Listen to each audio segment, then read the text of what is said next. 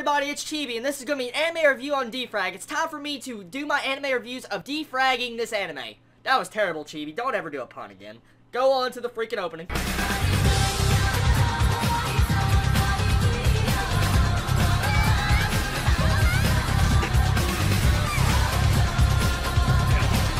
So much lull in this episode. I mean, we get our classic good freaking Chibis this episode with Roka going all cute mode. It just, right at the beginning, the way she goes into that mode of freaking moe, chibi, kawaii crap is just, I love it. But let's get past that. Let's talk about the actual episode.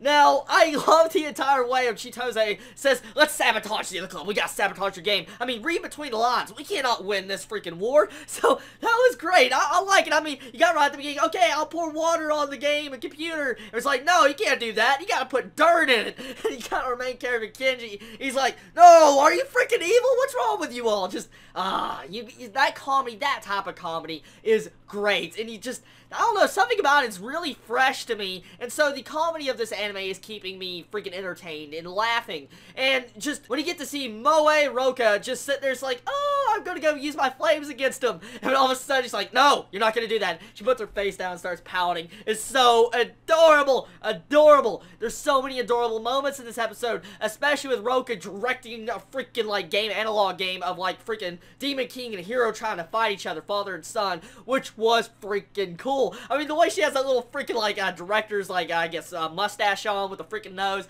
and the glasses. I just like it. That's so adorable. And I love Roka. She is definitely my favorite character of this series, and I look forward to actually just seeing her. I mean, if this anime was focused around her, it would be great. But you know what they need to do? You know what they need to do in this series? The big thing they need to do is that they need to make Roka always in instant chibi mode. That is exactly what they need to do. They don't need that freaking animator to be like she usually is. They just put her in her adorable chibi mode, and they would get more freaking views from me. I mean, I love this series, just the way they managed to do the character designs. It may not just be because of the chibis, but the character designs of this series are adorable, and some of the character designs are kind of, I guess, unique and some aren't, but getting to see the way the characters act and the personalities, they really intermingle well with this series, and I love the fake game club and the freaking, like, real game club competing, and you got analog games. And speaking of analog games, I don't know if anyone else noticed, but at the end, when you see that big castle, you know, when they made, like, bowling and crap, did you not all think that that castle looked like kind of like Mario, like Super Mario Brothers? I mean, that's exactly what the castle looked like to me, and I don't know if anyone else actually noticed that, but it was pretty cool to get to see that. Now, there was a little bit of actual beautiful romance moments in this episode, and you're thinking like, what? Romance?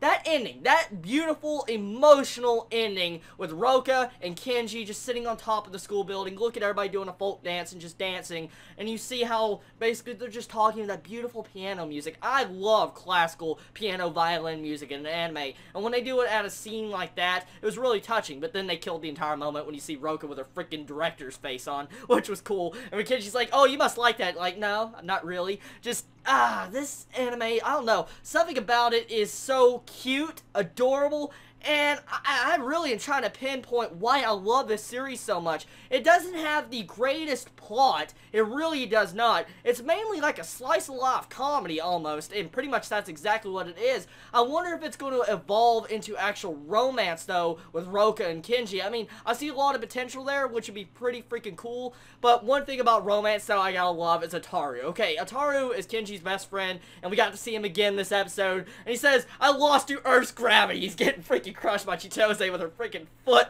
I was like, what? You freaking M! You are an M! A big freaking M! And that was, wow, just lol, because, I mean, right at the end, when you see him talking, he's like, he like agrees with Chitose and all that, and she's like, okay, lets her foot off, and when he starts disagreeing with her, she steps back on. I was like, are you just, no, just, this episode continues to entertain me, and I recommend go watch D-Frag if you haven't gone to see this series yet, because it's definitely a must-watch of the season via a slice-of-life comedy and adorable chibis. Alright, everybody, this is going to be the end of my anime review on D-Frag this week. Tell me what you think about this anime. Y'all wonderful day or night, wherever you live. Please stay safe. Chibi out.